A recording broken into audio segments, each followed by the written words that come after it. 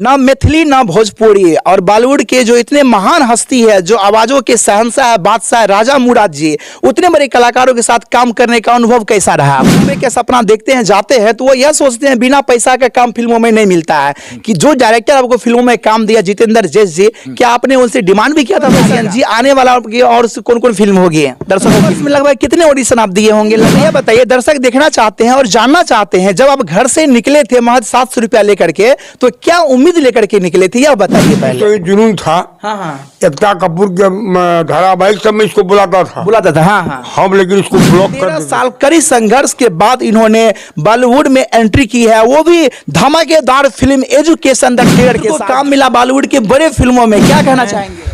2011 में वर्ष 2011 में मैं गया था भाग करके। बाकी कहाँ गए थे? दिल्ली गया मैं पहले। दिल्ली गए।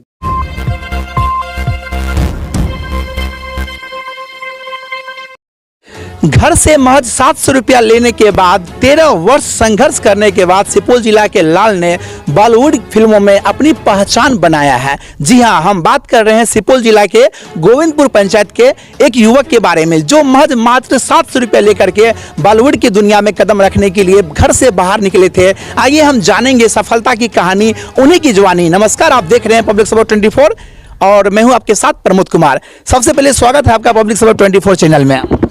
जय माँ काली, हर हर महादेव। और सबसे पहले मैं ईश्वर का आभारी हूँ, उन्हीं की कृपा है कि आज एक छोटे से गांव से निकल करके सुपौल जिला के प्रतापगंज प्रखंड के एक छोटा सा गांव है हमारा गोविंदपुर। आपको मालूम होगा कि 2008 में यहाँ पे बाढ़ आ चुकी थी। तो बाढ़ जब आए थे ना, तो बाढ़ में घर बह गया था, लेकिन मेरा जुनून जो है ना वो जिंदाबाद रहा। क्या बात है। हमें यह बताइए, जब आप घर से निकले थे बाहर के लिए 700 रुपया लेकर के, तो क्या यही तमन्ना थी कि हमें फिल्मों में ही काम करना है?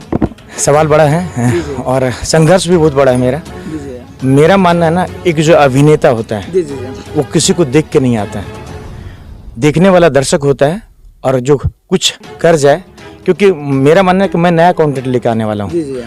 हर एक अभिनेता, जैसे पंकज त्रिपाठी हैं, मनोज बाजपेयी हैं, शत्रुघ्न सिन्हा हैं, उदित नारायण झा हैं, इसी क्षेत्र के हैं। तो हर किसी ने मेहनत किया है, और जो मेहनत किया ना उसने ही इतिहास रचा है। तो मेरा जो संघर्ष रहा ना, तो मैं बड़ा खुश हूँ, क्योंकि आज मुझे सफलता मिल रही है तो मुझे उसकी संतुष्टि होती है। सुकून पैसे में नहीं था। जब मुझसे लोग पूछते थे कितने पैसे हैं तुम्हारे जेब में, तो मैंने बोला कि जेब में जुनून है और आंखों में जेब है। इसलिए मैंने बोला ना कि जब आपको परिवार समाज आलोचना कर रहा है आपका, तो आलोचना जब कर रहा होता है ना, तो बुरा तो मुझे भी लगता है। आप पैसे से मदद नहीं कर रहे हैं मेरा, न तो परिवार न समाज। आप अच्छे बोल सकते थे। हाँ बिल्कुल। अगर आप अच्छे बोल नहीं बोल सकते हैं तो मनोबल, आप सोचिए कि कितना मैंने कुछ से बर्दाश्त किया है। जब 13 वर्षों में मैंने सुना है, तो मैं बहुत गाली भी सुना हूँ, बहुत कुछ को बर्दाश्त किया मैंने। आर्यन जी, हमें यह बताइए, दर्शक देखना चाहते हैं और जानना चाहते हैं, जब आप घर से निकले थे महज 700 रुपया लेकर के, तो क्या उम्मीद लेकर के निकले थे, यह बताइए पहले। मैं 2011 में वर्ष 2011 में मैं गया था भाग करके। बाकी कहाँ गए थे? दिल्ली गया मैं पहले। दिल्ली गए, क्योंकि मंडी हाउस है ना, नेशनल स्कूल ऑफ ड्रामा। तो मुझे लगा कि यार मैं देखने में बड़ा स्मार्ट हूँ, मुझे ऐसा लगता था कि वहाँ जाऊँगा तो मुझे ऐसे ही काम मिल जाएगा।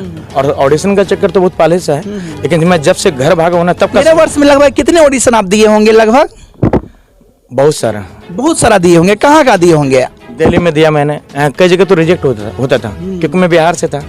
और मैं इसलिए बता रहा हूँ क्योंकि अनुभव जब मिलता है ना, जब आप ठोकर खाते हैं, ठोकर खाने के बाद ये अनुभव मिलता है। जब मैं बिहार से गया ना यहाँ से, तो पहले मैंने सोचा कि कोई सपोर्ट जब नहीं देखा ना मैं, तो पहले गया तो टेली कॉलिंग किया, उसके बाद डोर नॉकिंग किया। तो संघर्ष क्या है ना कि मतलब डोर, घर घर जाकर आप दरवाजा पीटते हैं, इसलिए क्योंकि पैसे कोई दे नहीं रहा था। मुझे लगा कि पैसे कमा लेता हूँ और तब मैं मुंबई भाग जाऊंगा। उसके बाद लास्ट जॉब किया था मैंने डाटा एंट्री ऑपरेटर का।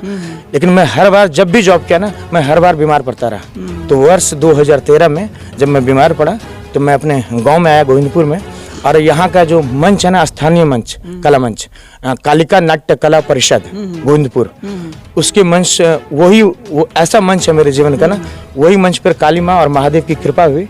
वो मंच ही मेरे लिए वरदान साबित हुआ।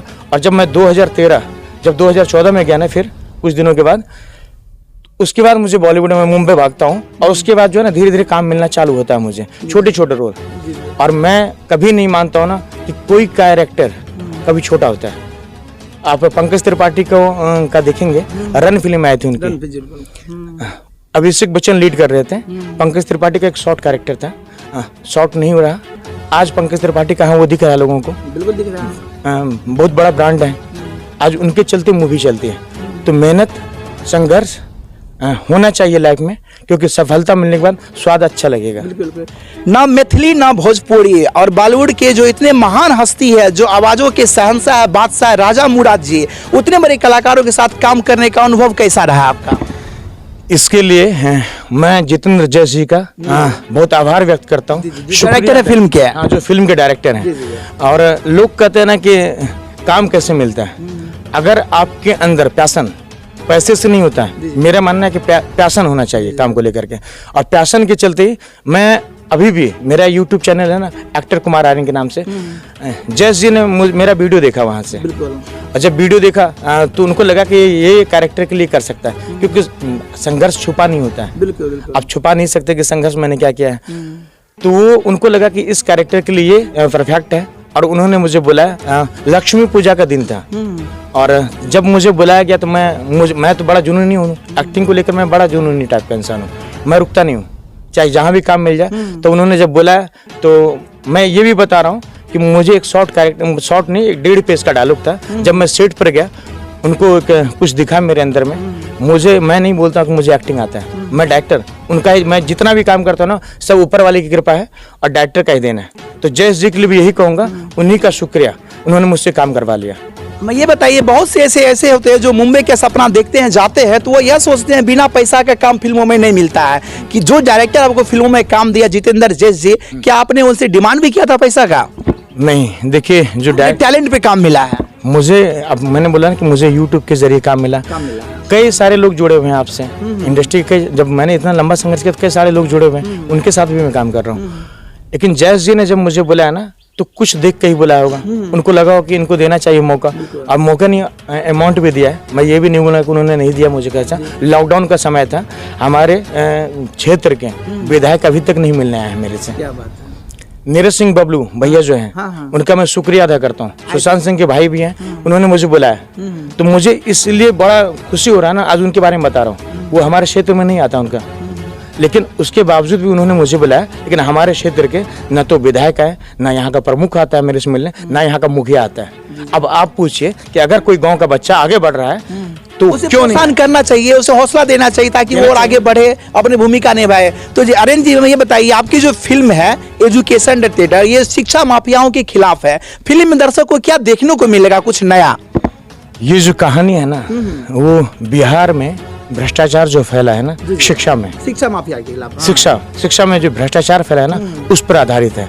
इसमें जो मेरा कैरेक्टर है, एक पढ़ा लिखा बेरोजगार युवक का है, बेरोजगार युवक की किरदार निभाए हैं, रंजन नाम है उसका।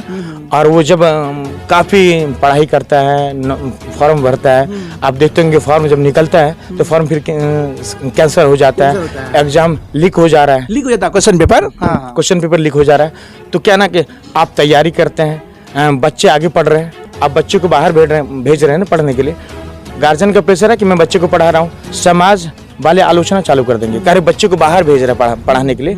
बच्चा का दोष क्या है, आपका क्या दोष है? अगर सरकार बार बार एग्जाम लीक होता रहा, फॉर्म कैंसिल होता रहा, तो बच्चा तो तैयारी कर रहा है, तो कई सारे जो टैलेंटेड बच्चे हैं ना, उनकी टैलेंट दब जाती है। बिल्कुल। बिहार एक ऐसा राज्य है जहाँ पे सबसे ज्यादा IAS ऑफिसर होते हैं। दर्शक एजुकेशन टेलर वो किन उद्देश्य से देखेंगे, कि उसको क्या देखने को मिलेगा, कुछ नया क्या संदेश होगा फिल्म में, दर्शक को बताइए। मैं दर्शकों से कहना चाह रहा हूँ ना कि ये फिल्म एक ऐसे मुद्दे पे बनी है जो बिहार में जो भ्रष्टाचार फैला हुआ है, हर एक जगह फैला हुआ है। तो जो नए युवक है ना, युवक जो है नए, और जो हमारे इसके हैं, हमसे बड़े इसके हैं, कहीं ना कहीं उनकी ये जो होती नहीं इच्छा कि मुझे एक सरकारी नौकरी होता है, सरकारी नौकरी मिल जाता है, टीचर होते हैं। अब बिहार में ऐसे ऐसे शिक्षक हैं ना कि जिन्हें ना तो शुद्ध हिंदी लिखना आता है, न पढ़ना आता है, उसके बाद भी वो शिक्षक हैं। तो जो टैलेंटेड है ना, वो दब गए, और जिनका पैरवी पट्टा था ना, जो मैं देहाती भाषा में बोलूं, जिसका पैरवी पट्टा था ना, वो आज शिक्षक हैं। तो मतलब ये फिल्म के माध्यम से दर्शक को मिलेगा कि शिक्षा माफिया जो शिक्षा में आने के मतलब भ्रष्टाचार फैला रहे हैं, उनको अंत करने का एक रीजन होगा। फिल्म में बहुत सारा कंटेंट है। जी जी मतलब एक जो युवा पीढ़ी है ना, उसके दर्द को मेरा जो कैरेक्टर है ना, युवा पीढ़ी अपने दर्द को देखेंगे, अपने दर्द को देखेंगे। मेरा संघर्ष फिल्मों को लेकर रहा, और जो उनका संघर्ष है ना, जो कि मुझे नौकरी होता है अच्छा, तो मैं जो मेहनत कर रहा हूँ उसका रिजल्ट चाहिए होता है। आज मैं मेहनत करता जा रहा हूँ, लेकिन अगर मुझे रिजल्ट नहीं होता ना तो मैं फ्रस्ट्रेट हो जाता। क्या बात है, बिल्कुल तो आज नवाजुद्दीन सिद्दीकी ने कहा था कि मेरी माँ कहती है कि 12 साल का जब 11 साल हो गया ना उनको, तो उनकी माँ ने कहा था कि राख भी 12 साल में मिट्टी हो जाता है। और मैं जो आप देखते होंगे ये गमछा लिया हुआ है ना, मैं तो मैं काली माँ, फिल्मों में ये गमछा भी आपका है? हाँ, फिल्मों में भी गमछा, क्योंकि मैं काली माँ महादेव का भक्त हूँ। और मुझे लगता है ना कि मोदी जी को भी जो है ना पूरा देश में ये कदर चलाना चाहिए, क्योंकि जब मोदी जी चलते हैं ना तो लगता है कोई सिंह आ रहा है। क्या बात है, हमें ये बताइए, राष्ट्रीय पशु है ये, राष्ट्रीय पशु का जो कदर है ऐसा ही है। बिहार के अलावा किन किन राज्यों में आपकी फिल्म रिलीज हो रही है और कब रिलीज हो रही है? बिहार, झारखंड एवं बंगाल में सभी सिनेमाघर में 3 फरवरी को रिलीज हो रही है। फिल्म का नाम है एजुकेशन द टेरर। इसका स्पेलिंग भी बता रहा हूँ, लोग टेलर खोज ले रहे हैं, TERROR है, टेरर है। मतलब बिहार के अलावा मतलब 2 और अन्य राज्यों में फिल्म रिलीज होगी ना 3 जनवरी को? नहीं, मैं तो चाहता हूँ कि पूरा देश में चल जाए। अगर सरकार, मोदी सरकार अगर समर्थन कर देना, तो मैं जितेंद्र जैस जी को कहूंगा कि ये पूरा फिल्म जो है ना पूरा देश में लगा दे। क्या बात है, समर्थन कर देगी तो जरूर। हर किसी को यह फिल्म देखना चाहिए, एजुकेशन को लेकर के है। तो हमें यह बताइए आर्यन जी, और फिल्म के संबंध में क्या कहना चाहेंगे आप दर्शकों के बीच? दर्शकों से यही कहना चाहता हूँ, जितना भी हो सके ना मेरे संघर्ष के, मेरे जर्नी को समझें, क्योंकि मैं शॉर्टकट नहीं खोजा हूँ अपने लाइफ में। मेरा ये फिल्म नहीं है, वो जुनून है, जिद है। जो बचपना था ना मेरा, मैं 21 साल की उम्र में जब गया था ना घर से, तो मेरा दाढ़ी नहीं था मेरे चेहरे पे। आज दाढ़ी है, क्लीन शेव करता हूँ, पकना भी चालू हो गया, सफेद होने लग गया। तो वो जो सफर है ना संघर्षों भरा, तो इतना आसान नहीं रहा। अच्छा आर्यन जी बताइए, फिल्म के उतने बड़े मतलब बादशाह है राजा मुराद जी और अली खान जी, ये सब इतने बड़े कलाकार के साथ काम करने का हमेशा कैसा फीलिंग की है? कुछ दिक्कत तो नहीं उनके साथ काम करने में? नहीं, क्योंकि देखिए आप जब मेहनत करके आ रहे होते हैं ना, और सबसे बड़ा ऊपर वाला है, मेरी नज़र में ईश्वर से बड़ा कुछ भी नहीं है, और नीचे में डायरेक्टर। जो आकार होता है ना वो ईश्वर देता है, और कलाकार को जो आकार देता है वो डायरेक्टर होता है। क्या बात है, बिल्कुल।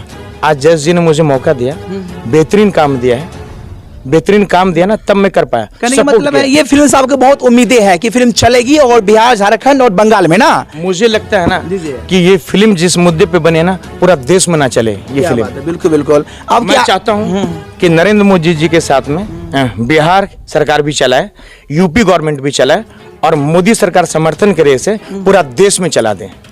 हम भी कामना करते हैं कि यह फिल्म पूरा देश में चले और लोगों को शिक्षा के प्रति जानकारी मिले। हमें यह बताइए आर्यन जी, आने वाला और कौन कौन फिल्म होगी दर्शकों के लिए? कई फिल्में हैं, और मैं इसलिए मैं अभी नहीं बताऊंगा ना कि काम करने के बाद एक उस प्रोजेक्ट को लेकर मेरा अनुभव होगा। आपके ये मम्मी पापा हैं, आइए मिलाते हैं आर्यन जी के मम्मी पापा से क्या कहना चाहते हैं। 13 साल कड़ी संघर्ष के बाद जो इंसान महज 700 रुपये लेके घर से विदा हुए थे, वो 13 साल के बाद एकाएक बॉलीवुड में एंट्री करते हैं। क्या नाम हुआ सर आपका? मेरा नाम गिरीशचंद्र मिश्रा। गिरीशचंद्र मिश्रा जी, ये बताइए आपके पुत्र ने 13 साल के बाद बॉलीवुड में कलाकार में एंट्री की है, क्या कहना चाहेंगे? बहुत खुशी है मुझे। खुशी मिल रही है? हाँ, बहुत खुशी है। शुरुआत से लगता था आपको यहाँ तक पहुँचेगा? देखिए, पहले मैं फिल्मिस्तान से जो ज़्यादा बच्चा को जुड़ना नहीं चाहता था। मुझे डर था जो बिहारी को बम्बई में अच्छी नहीं देता है, इसीलिए दूसरा ही जॉब पकड़ी। लेकिन इसको शुरू से ही जुनून था। एकता कपूर के धारावाहिक सब में इसको बुलाता था। हम लेकिन इसको ब्लॉक कर देते थे। अब आपका आशीर्वाद मिल रहा है ना बच्चे इसको? हमको बहुत पूरा गर्व है अपने बच्चे पर, जो कि ऐसा मुद्दा उठा करके इन्होंने फिल्म बनाया है। पहली बार ही एंट्री किया है। हाँ, एंट्री किया है। जो कि बिहार में जो शिक्षित है, जो टैलेंट है, उन लोगों को आज जो नौकरी नहीं मिल रही है, जबकि हम समझते हैं जो भारतवर्ष में सबसे धनिक यदि राज्य है कोई तो बिहार है। क्या बात है। आइए माँ से मिलाते हैं। क्या आप आर्यन की मम्मी है ना? आपके पुत्र को काम मिला बॉलीवुड के बड़े फिल्मों में, क्या कहना चाहेंगे? खुशी थी, खुश थी। शुरुआती दौर से आपको लगता था कि यहाँ तक पहुँचेगा? ना। नहीं लगता था। अब खुश है ना आप लोग? हाँ, हम सब खुश छे, आशीर्वाद दै छी। क्या बात है। ये आर्यन के पापा जी हैं और ये आर्यन के मम्मी जी है, जिसको आपने देखा, जो महज 700 रुपया लेकर के घर से मम्मी पापा के आशीर्वाद से निकले थे और 13 साल कड़ी संघर्ष के बाद इन्होंने बॉलीवुड में एंट्री की है, वो भी धमाकेदार फिल्म एजुकेशन द टेरर के साथ, जो कि शिक्षा माफियाओं के खिलाफ यह फिल्म विरोध करती है और जनता को संदेश देगी। बिल्कुल स्वागत करिए। तमाम मीडिया कर्मी का मैं आभार व्यक्त करता हूँ, जितने भी मीडिया कर्मी हैं, चाहे वो जी न्यूज़ वाले हैं, चाहे आज तक वाले हैं, चाहे एबीपी वाले हैं, चाहे न्यूज़ 18 वाले हैं, चाहे आप हैं, चाहे जितने भी मीडिया कर्मी हैं, चाहे प्रिंट मीडिया हो, चाहे इलेक्ट्रॉनिक मीडिया, सभी को मैं दिल से आभार व्यक्त करता हूं। और मैं चाहता हूं ना कि इस बिहार के संघर्ष के बच्चे को सभी अपना अपना आशीर्वाद दें और समर्थन करें मेरा। तो ये थे मेरे साथ आर्यन जी, जिनको आपने सुना और जाना। इन्होंने कड़ी संघर्ष के बाद फिल्मों में एंट्री की है। इनका फिल्म कहां तक रंग लाती है, दर्शकों को कितना पसंद आती है, वो 3 फरवरी को ना 3 फरवरी को education the terror Bihar, Jharkhand एवं बंगाल में सभी सिनेमाघर में आ रही है। आप लोग सपोर्ट करें। अगर युवा साथ है ना, तो मोदी जी कहते हैं युवा ही भविष्य है। क्या बात, बिल्कुल। तो भविष्य को देखें और सपोर्ट करें। तो बिहार के और बंगाल के, झारखंड के युवाओं को उम्मीद रहेगा 3 फरवरी को जब ये फिल्म रिलीज होती है सिनेमाघरों में। आपसे निवेदन करता हूं, फिल्म जाइए और जाकर देखिए एजुकेशन के लिए फिल्म कैसी बनी है। फिलहाल मैं प्रमोद कुमार और आप देख रहे थे पब्लिक सपोर्ट 24। धन्यवाद।